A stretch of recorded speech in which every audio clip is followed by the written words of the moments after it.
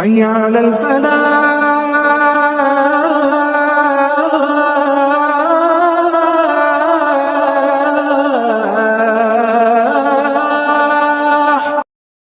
دورہ خلاصہ مضامین قرآن، پارہ نمبر 9۔ اعوذ باللہ من الشیطان الرجیم، بسم اللہ الرحمن الرحیم۔ قال الملأ الذین استكبروا من قومه لن نخرجنك یا شعیب والذین آمنوا معك من قریتنا او لتعودن فی ملتنا قال اولو كنا کارہین۔ 9ویں پارے میں سورۃ الاعراف کی آخری 14 رکوع یعنی رکوع نمبر 11 تا 24 اور سورہ انفال کے ابتدائی 4 رکوع شامل ہیں، یعنی کل ملا کر 9واں پارہ 18 رکوع پر مشتمل ہے۔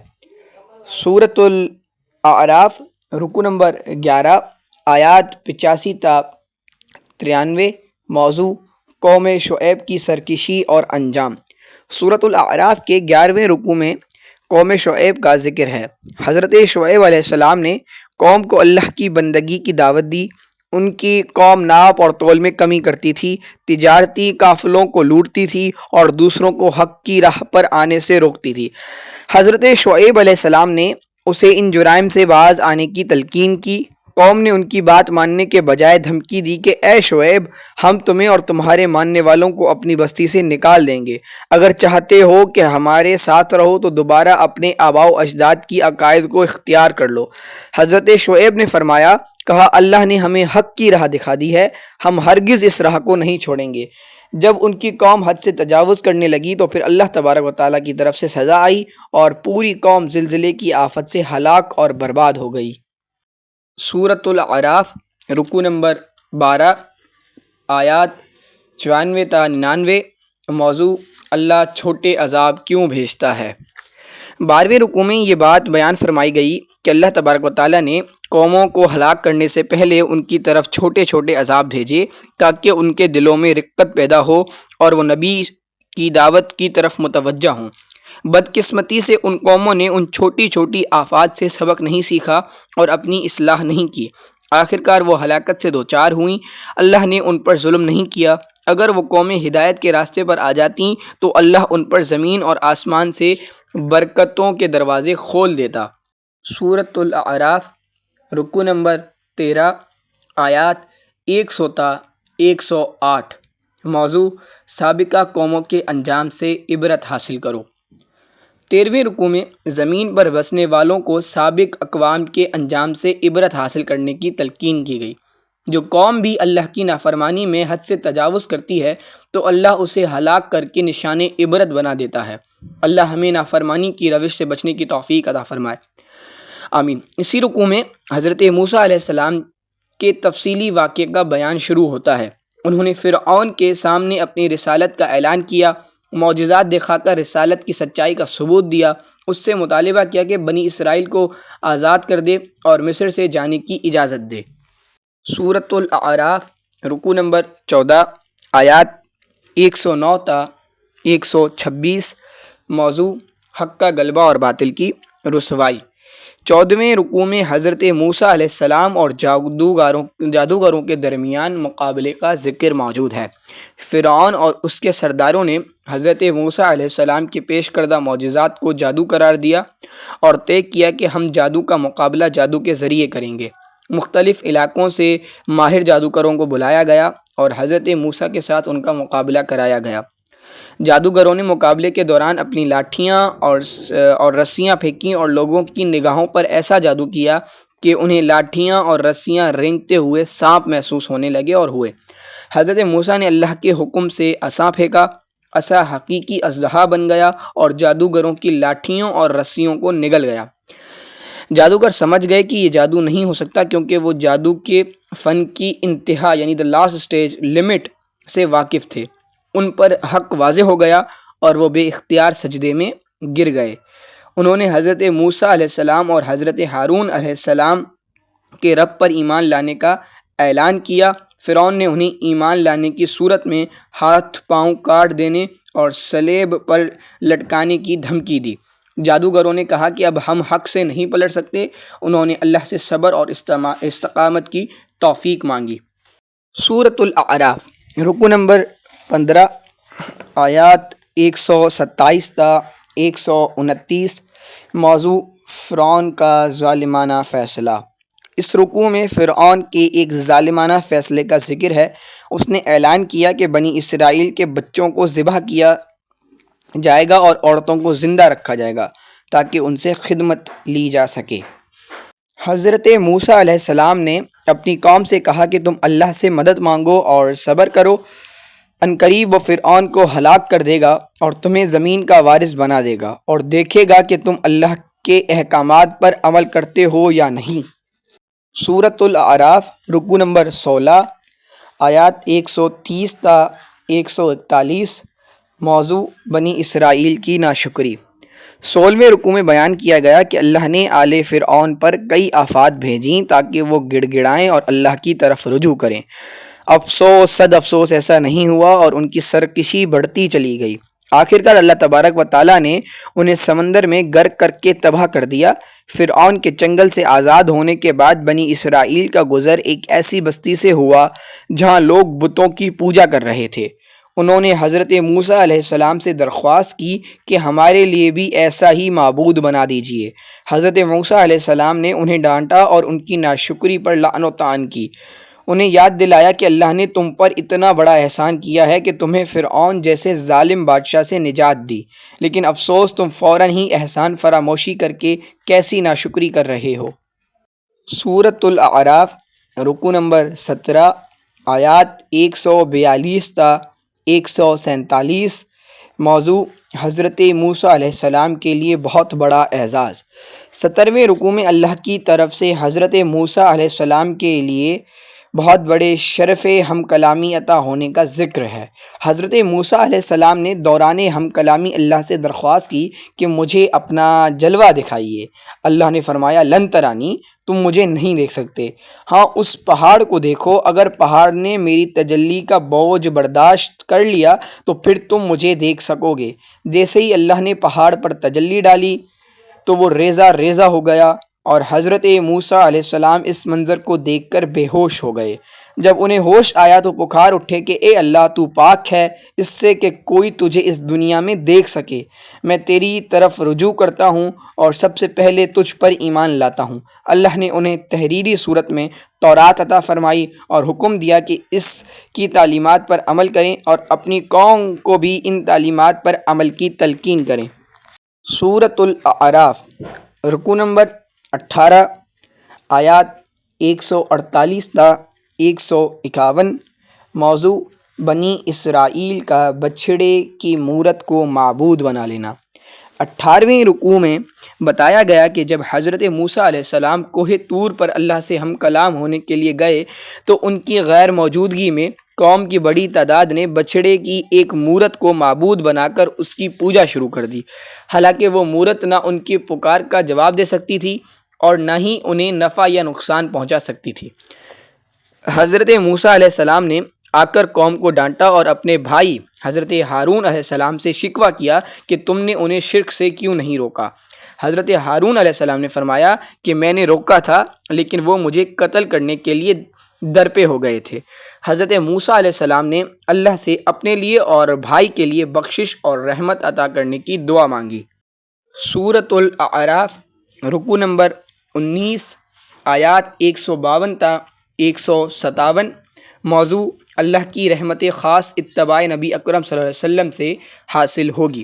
19ویں رکوع میں آگاہ کیا گیا کہ جن لوگوں نے بچھڑے کی مورت کو معبود بنایا ہے انہیں دنیا میں اللہ کے غضب اور ذلت کا سامنا کرنا پڑے گا، البتہ جو لوگ توبہ کر لیں گے تو اللہ اپنی رحمت سے انہیں معاف فرما دے گا، پھر اللہ کی رحمت خاص انہیں حاصل ہوگی۔ جو آخری نبی صلی اللہ علیہ وسلم کی اتباع کریں گے وہ نبی صلی اللہ علیہ وسلم نیکی کا حکم دیں گے، برائی سے روکیں گے، پاکیزہ چیزوں کو حلال کریں گے، خبیث چیزوں کو حرام ٹھہرائیں گے اور لوگوں کی گردنوں سے بیجا رسومات، بدعات اور اوہام کے بوجھ ہٹا دیں گے۔ جو لوگ بھی اس نبی صلی اللہ علیہ وسلم پر ایمان لائیں گے ان کا ادب اور احترام کریں گے، دعوت دین اور غلبہ دین کے مشن میں ان کا ساتھ دیں گے اور ان پر نازل ہونے والی کتاب قرآن حکیم کی پیروی کریں گے، وہی ابدی کامیابی سے ہمکنار ہوں گے۔ اللہ ہمیں اپنے حبیب صلی اللہ علیہ وسلم کی اتباع کی توفیق عطا فرمائے، آمین۔ سورۃ الاعراف رکوع نمبر 20 آیات 158 تا 162۔ موضوع نبی اکرم صلی اللہ علیہ وسلم تمام انسانوں کی طرف رسول ہیں۔ 20ویں رکوع میں اعلان کیا گیا کہ نبی اکرم صلی اللہ علیہ وسلم خاتم النبیین تمام انسانوں کی طرف اللہ جل شانہ کے رسول ہیں۔ تمام انسانوں کو حکم دیا گیا کہ وہ آپ صلی اللہ علیہ وسلم خاتم النبیین پر ایمان لائیں اور آپ صلی اللہ علیہ وسلم خاتم النبیین کی اتباع یعنی پیروی کریں۔ ایسا کرنے والوں کو ہی ہدایت ملے گی۔ اس رکوع میں بنی اسرائیل کو عطا کیے گئے انعامات، ان کی ناشکری اور پھر برے انجام کا بھی ذکر ہے۔ سورۃ الاعراف رکوع نمبر 21 آیات 163 تا 171۔ موضوع عذاب الہی سے وہی بچتے ہیں جو برائی سے روکتے ہیں۔ 21ویں رکوع میں اصحاب سبت کا واقعہ بیان کیا گیا۔ اصحاب سبت وہ تھے جنہوں نے سبت یعنی ہفتے کے دن کے ضابطے کی خلاف ورزی کی تھی۔ اللہ نے یہود کو حکم دیا کہ سبت کا پورا دن میری عبادت اور ذکر میں بسر کرنا۔ یہود کے ایک قبیلے کی گزر بسر کا ذریعہ مچھلیوں کا شکار تھا۔ اس قبیلے کا ایک گروہ سبت کے دن دریا کے کنارے گڈھے کھودتا تھا اور دریا سے گڈھوں تک پانی کے راستے بناتا تھا۔ یوں پانی اور اس کے ساتھ مچھلیاں گڑھوں میں آ جاتی تھی۔ اتوار کو وہ مچھلیاں پکڑ لیتا تھا اور بظاہر تو اس گروہ نے سبت کے دن نہ مچھلی پکڑی اور نہ بیچی، لیکن در حقیقت ہیلا کے ذریعے مچھلیاں جمع کرتا رہا اور اس روز اللہ کی عبادت اور ذکر سے محروم رہا۔ ایک دوسرا گروہ تھا جو پہلے گروہ کو اس ہیلا سازی سے روکتا تھا، اور ایک تیسرا گروہ بھی تھا جو نہ ہیلا کرتا تھا اور نہ ہی ہیلا کرنے والوں کو روکتا تھا۔ یہ تیسرا گروہ دوسرے گروہ سے کہتا کہ ہیلا کرنے والوں کو برائی سے مت روکو، اس سے بستی میں ایک جھگڑا پیدا ہو جاتا ہے، اللہ خود ہی ان نافرمانوں کو سزا دے گا۔ دوسرا گروہ کہتا تھا کہ نہیں، ہمیں اللہ کے سامنے حاضر ہو کر جواب دہی کرنی ہے، ہم اس وقت کہہ سکیں گے کہ اے اللہ، آپ کی نافرمانی پر ہم چین سے نہیں بیٹھے تھے۔ پھر ممکن ہے کہ شاید کسی وقت ہماری تبلیغ اثر کر جائے اور نافرمانی کرنے والے باز آ جائیں۔ جب ہیلا کرنے والے باز نہ آئے تو اللہ کی طرف سے ان پر عذاب آیا۔ اللہ نے صرف ان لوگوں کو بچایا جو برائی سے روکتے تھے، جو غلط کام کرنے نہیں دیتے تھے لیکن برائی سے روکتے بھی نہیں تھے، وہ بھی عذاب کے لپیٹ میں آ گئے، اس لیے کہ برائی سے نہ روکنا بھی بہت بڑا گناہ ہے۔ اس کے بعد جب ہیلا کرنے والے حد سے گزرنے لگے اور انہوں نے عذاب سے بھی کوئی سبق نہ سیکھا تو اللہ نے ان کی صورتوں کو مسخ کر کے انہیں بندر بنا دیا۔ سورۃ الاعراف رکوع نمبر 22 آیات 172 تا 181۔ موضوع انسان کب جانور بن جاتا ہے۔ 22ویں رکوع میں عہد اللست کا ذکر ہے۔ اس سے مراد وہ عہد ہے جو تمام انسانوں کی روحوں سے لیا گیا۔ ان سب سے اللہ نے پوچھا کہ کیا میں تمہارا رب نہیں ہوں؟ سب نے اقرار کیا کہ اے اللہ جل شانہ، آپ ہی ہمارے رب ہیں۔ الحمدللہ، اس عہد کی وجہ سے توحید کی معرفت ہمارے باطن میں سرایت کیے ہوئے ہے۔ اس عہد سے غفلت انسان کو شرف انسانیت سے محروم کر دیتی ہے۔ بطور مثال بنی اسرائیل کے ایک ایسے شخص کا ذکر کیا گیا جسے اللہ جل شانہ نے کرامت دی تھی، لیکن وہ شخص شیطان کی پیروی کرنے لگا اور رفتہ رفتہ اللہ کی فرما برداری سے محروم ہو گیا۔ خواہشات نفس کی لالچ میں وہ اس انتہا کو پہنچا کہ اسے کتے سے تشبیہ دی گئی۔ آگاہ کیا گیا کہ یہ مثال اس قوم کی ہے جو اللہ کی نعمتوں کی ناقدری کرتے ہوئے دنیا داری میں کھو جاتی ہے۔ اللہ جل شانہ ہم سب کی حفاظت فرمائے، اس لیے کہ انسان کسی وقت بھی خواہشات کے زیر اثر یا شیطان کے حملوں کی وجہ سے گمراہ ہو سکتا ہے۔ اس رکوع میں ایک بڑی ہلا دینے والی آیت بھی ہے۔ اللہ نے فرمایا کہ انسانوں اور جنوں کی اکثریت جہنم میں جائے گی، اس لیے کہ ان کے دل ہیں لیکن ان سے وہ غور و فکر نہیں کرتے، آنکھیں ہیں لیکن ان سے عبرت کا دیکھنا نہیں دیکھتے، کان ہیں لیکن ان سے سن کر وہ اپنی اصلاح نہیں کرتے۔ یہ لوگ جانوروں کی مانند ہیں بلکہ ان سے بھی بدتر ہیں، اس لیے کہ غفلت میں پڑے ہوئے ہیں۔ سورۃ الاعراف رکوع نمبر 23 آیات 182 تا 188۔ موضوع نبی اکرم صلی اللہ علیہ وسلم خاتم النبیین کا عاجزانہ اعلان۔ 23ویں رکوع میں اللہ نے نبی اکرم صلی اللہ علیہ وسلم خاتم النبیین کو تلقین کی کہ یہ عاجزانہ اعلان کر دیں کہ مجھے نہیں معلوم کہ قیامت کب آئے گی، مجھے تو اپنے بارے میں بھی کسی نفع اور نقصان کا علم نہیں، کل غیب کا علم صرف اللہ جل شانہ ہی جانتا ہے۔ اگر مجھے غیب کی باتیں پتہ ہوتی تو میں بہت سارے خیر سمیٹ لیتا اور مجھے کوئی بھی شر نہ پہنچتا۔ میں تو نیکیوں پر بشارت دینے والا اور برائیوں پر عذاب سے خبردار کرنے والا ہوں۔ سورۃ الاعراف رکوع نمبر 24 آیات 199 تا 206۔